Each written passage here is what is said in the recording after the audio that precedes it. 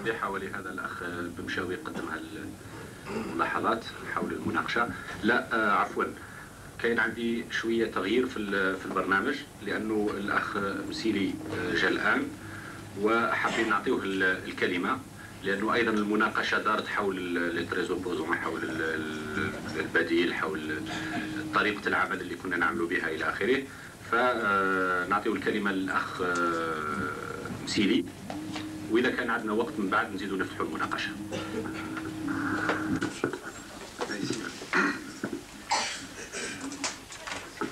Salam alaikum. Je ne peux vous dire que mon émotion d'être aujourd'hui parmi vous, je suis en famille. En famille parce que partout où je tourne ma tête, je retrouve des visages que j'ai connus ces derniers temps dans des circonstances difficiles. Je revois Mohamed, je revois Tahar, je revois Badawi là-bas, je revois mon ami qui est Ali là-bas, je revois Baghdadi qui est ici, et je suis heureux de les voir là, aujourd'hui libres, et d'être aujourd'hui parmi vous tous pour pouvoir vous saluer d'abord, et vous apporter le salut de tous les militants du Front des Forces Socialistes, et le salut de Hossein Aït Ahmed, qui regrette de ne pouvoir venir aujourd'hui parmi vous pour des raisons que vous comprenez aisément. Ce n'est pas un salut de pure forme. Je crois que nous avons commencé depuis déjà longtemps un combat en commun. En dehors des gens que je connais ici, du fait des péripéties qu'on a vécues à propos de leur tentative d'expulsion hors du territoire français, il y a aussi des gens avec qui j'ai combattu, que ce soit pendant la guerre de libération nationale ou après. Il y a mon ami Hamou qui est là, avec lequel nous avons également, depuis 62, mené un combat dans l'opposition pour la démocratie. C'est donc il y a de multiples liens. Et je voudrais saluer également notre frère Mchaoui qui est ici et qui représente aussi pour nous beaucoup, non pas en tant que symbole simplement d'un passé que nous avons tous en nous et sans lequel nous ne sommes rien, étant entendu que l'histoire de la nation algérienne, personne ne pourra la falsifier indéfiniment par des opérations de police, puisqu'on s'est aperçu que maintenant la seule écriture de l'histoire était une écriture officielle, et pour reprendre un mot de Aït Ahmed, on a considéré que la police et le parti avaient fait une véritable descente sur l'histoire, puisque eux seuls étaient maintenant autorisés à dire l'histoire de notre pays. Donc la présence ici du représentant du PPA est pour moi plus qu'un symbole, puisque nous nous tournons maintenant vers l'avenir et qu'il y a lieu d'associer pour cet avenir toutes les forces politiques du pays, sans aucune exclusive. Et lorsque nous disons cela, c'est parce que nous croyons également à un principe qui doit guider totalement notre action. Il n'est pas question pour nous de se fondre dans un seul parti. Il n'est pas question pour nous, pour l'instant, encore de parler même de front uni. Nous disons que la pluralité d'aujourd'hui est la garantie de la pluralité de demain. C'est-à-dire que c'est aujourd'hui, dans le respect de l'indépendance et de l'autonomie de chaque parti politique, de chaque mouvement, c'est aujourd'hui que nous créons les conditions de la démocratie de demain. C'est dans la mesure où nous pouvons prouver au monde, et d'abord au peuple algérien et au monde entier ensuite, que nous sommes capables de nous accepter avec nos mutuelles différences, que nous sommes capables de débattre librement de nos divergences. Et Dieu sait qu'il doit y avoir des divergences, y compris au sein même de nos propres mouvements. C'est dans cette mesure seulement que nous deviendrons crédibles pour dire aux gens que demain en Algérie, il y aura véritablement une démocratie avec le pluralisme politique véritablement respecté. C'est donc une condition essentielle de notre combat. Il faut que nous continuions, chacun de notre côté, à poursuivre notre action avec nos programmes politiques propres, nos idéologies propres, tout en ayant un même et seul objectif, qui est l'instauration dans notre pays d'un authentique régime démocratique. Alors, je dois dire que le chemin est encore long, qu'il passera par différentes étapes, et que l'une de ces étapes a été marquée en décembre 1985 par la proclamation de Londres à laquelle nous avons adhéré. Cette proclamation de Londres n'est rien d'autre qu'un appel pathétique à la démocratisation des institutions en Algérie. Cela veut dire tout simplement que nous disons qu'il n'y a pas d'autre alternative que l'alternative démocratique, que seule l'action conjuguée des mouvements politiques et des masses algériennes pourront pousser le pouvoir en place, soit à se transformer, et ce serait la meilleure des solutions, bien que nous n'y croyons guère, soit à laisser la place, finalement, à la parole populaire, à la possibilité pour le peuple algérien d'élire librement ses représentants à une assemblée nationale constituante, qui elle seule a le droit, qui elle seule pourra définir en toute liberté et dans le pluralisme politique retrouvé, pourra définir les voies et moyens d'édifier dans notre pays une authentique démocratie décentralisatrice. Et pour cela, dans la proclamation de Londres, nous avons proclamé un certain nombre de principes sans lesquels il n'y a pas de démocratie. Ces principes, quels sont-ils? Ils sont très simples pour des gens qui ont vécu dans des démocraties. Mais ils demeurent, dans un pays comme l'Algérie, comme étant des principes qui semblent être, pour le pouvoir en place, des principes de guerre, des principes révolutionnaires. En fait, de quoi s'agit-il? Il s'agit tout simplement, d'abord, du respect des droits de l'homme, du respect de ces droits qui font que chaque citoyen devient un citoyen responsable, à savoir la liberté d'expression, la liberté d'aller et venir, la liberté d'association, la liberté de créer des partis politiques, la liberté syndicale, le droit de sûreté, c'est-à-dire le droit qui fait que ce soir vous êtes sûr de vous coucher chez vous et de vous réveiller chez vous, et non pas en ayant la crainte que le matin, ou même avant, puisqu'on ne respecte pas le droit en Algérie, vous soyez emmené pour une destination inconnue et séquestré pendant des mois et des mois sans avoir droit à aucun procès. Il y a lieu donc d'établir d'abord les supports physiques indispensables qui font que l'homme peut véritablement jouir de sa liberté et s'épanouir pour pouvoir participer effectivement à la construction du pays. Il y a également, en dehors des libertés qu'on appelle formelles, toutes les libertés qui sont du domaine économique et social.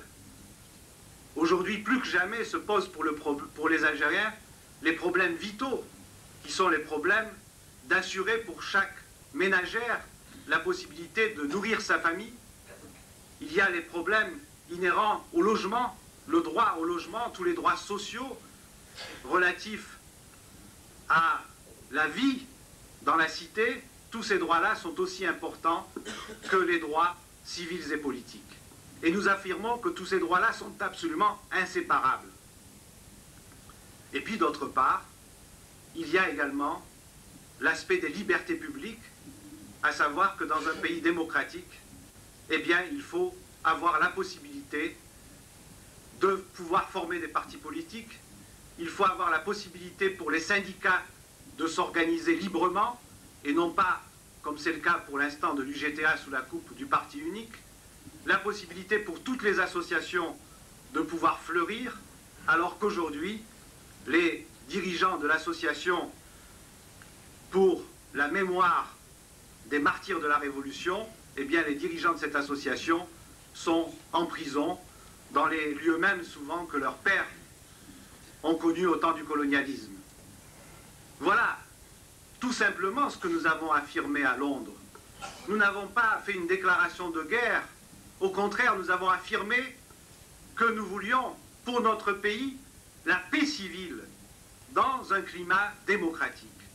Eh bien, malgré cela, on a considéré de l'autre côté qu'il s'agissait véritablement d'une déclaration de guerre, puisqu'on a, une fois de plus, répondu, d'ailleurs en donnant une importance qu'on n'espérait pas aussi grande dans la presse officielle, on a répondu une fois de plus par l'injure, par l'anathème, par un certain nombre d'insultes qui ont été proférées, notamment dans certains éditoriaux, contre les deux chefs historiques de la Révolution. Et puis cet appel s'adressait également à d'autres.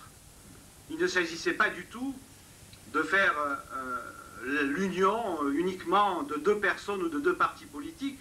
Non, il s'agissait au contraire d'ouvrir bien grand les portes du débat démocratique et de demander à toutes les personnalités politiques, à toutes les organisations politiques, sur la base d'un texte qui est très large, de venir pour pouvoir justement engager une action commune pour l'instauration de la démocratie dans notre pays.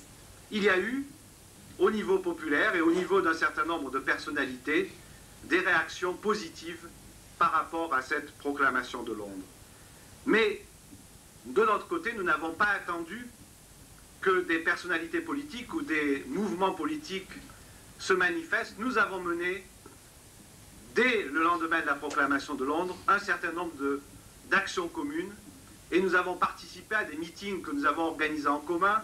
Je me suis moi-même déplacé à plusieurs reprises à Alicante, à Madrid, pour informer l'opinion publique internationale des problèmes posés par la dictature en Algérie et nous avons entrepris ensemble tout un travail de conscientisation, un travail d'information que nous menons en commun et nous avons également, d'une façon très concrète, créé un organe d'information qui s'appelle Libre Algérie, que vous avez vous-même distribué, et qui essaye de poser dans un cadre plus large le problème de la démocratie en Algérie, en donnant la parole d'une façon très libre à tous ceux qui veulent la prendre.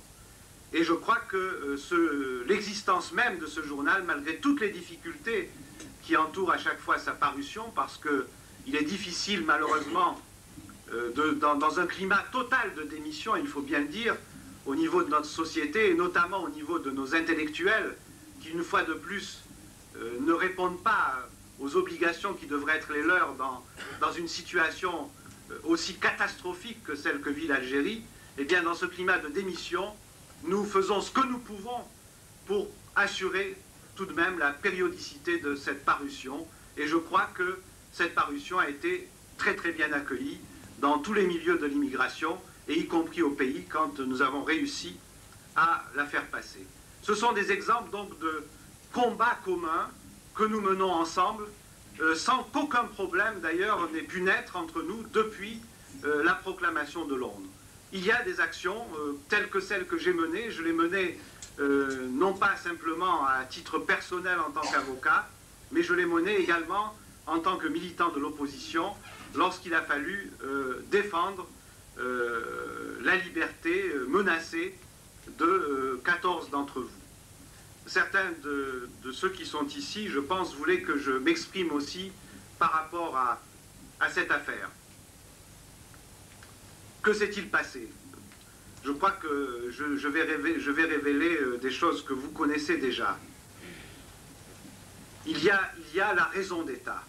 Il y a la raison d'État qui fait que les États indépendants ont entre eux des relations diplomatiques, des relations politiques et des relations économiques qu'ils font passer au-dessus de toute autre considération. Il est étonnant qu'à une époque où on proclame partout et bien haut, du haut de la tribune des Nations Unies et ailleurs, la supériorité des droits de l'homme sur toute autre considération, eh bien, il faut le constater, c'est une donnée réelle qu'il faut prendre en compte dans notre combat sans avoir à chaque fois à pleurer et à dire « Ah là là, les Français nous font ça, les autres ils vont nous faire ça ». Non, c'est une donnée réelle. C'est une donnée réelle qu'il faut prendre en compte dans toute notre action à partir de maintenant. C'est que la raison d'État, pour tenant à des phénomènes objectifs des relations internationales que vous connaissez aussi bien que moi dans la conjoncture actuelle, eh bien cette raison d'État triomphe sur la planète tout entière. Elle ne triomphe pas simplement dans les relations entre l'Algérie et la France. La raison d'État triomphe, je crois, sur l'échiquier politique international tout entier. Et cette raison d'État fait que il y a un marchandage entre États. Il y a un marchandage entre États, et que dans ce marchandage, on fait fi de la liberté des hommes, on fait fi des droits et des libertés individuelles. Il y a eu en France une vague d'attentats que nous avons été les premiers à déplorer. Nous avons dit clairement que les premières conséquences de ces attentats aveugles allaient rejaillir sur la communauté immigrée vivant en France, puisque nous sommes tous des travailleurs vivant ici. Et que cette communauté immigrée, travaillant, apportant ici la force de son travail, qui vivait déjà dans un climat de xénophobie exacerbé du fait de la crise économique, ne manquerait pas de subir les conséquences douloureuses de cette vague d'attentats. Eh bien, le gouvernement français a pris des contacts au niveau international pour avoir la paix en France, et dans le cadre de ces contacts internationaux, elle a pris contact avec l'État algérien. L'État algérien, qui, je dois le dire, a été totalement impliqué d'une façon directe ou indirecte dans ce qui s'est passé. Et pour obtenir, entre guillemets, un cessez-le-feu, avec ce qu'on a appelé les fractions armées révolutionnaires libanaises, dont l'un des dirigeants a été récemment condamné. Je n'ai pas de jugement à porter ni sur son action politique, ni sur la condamnation.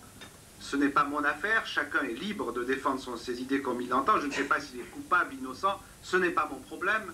Ce que je veux dire, c'est qu'il y a eu une négociation entre le gouvernement français et le gouvernement algérien, à propos donc d'un cessez-le-feu à organiser avec la France jusqu'à le jugement d'Ibrahim Abdallah, et le gouvernement algérien a tout simplement dit « Nous pouvons, sans aucun problème, vous obtenir la paix avec les fractions armées révolutionnaires libanaises, mais en compensation, et entre autres, parce qu'il y a certainement eu d'autres exigences que je ne connais pas, qui doivent être aussi d'ordre économique, eh bien, entre autres, nous vous demandons de nous livrer un certain nombre d'opposants dont voici la liste. Et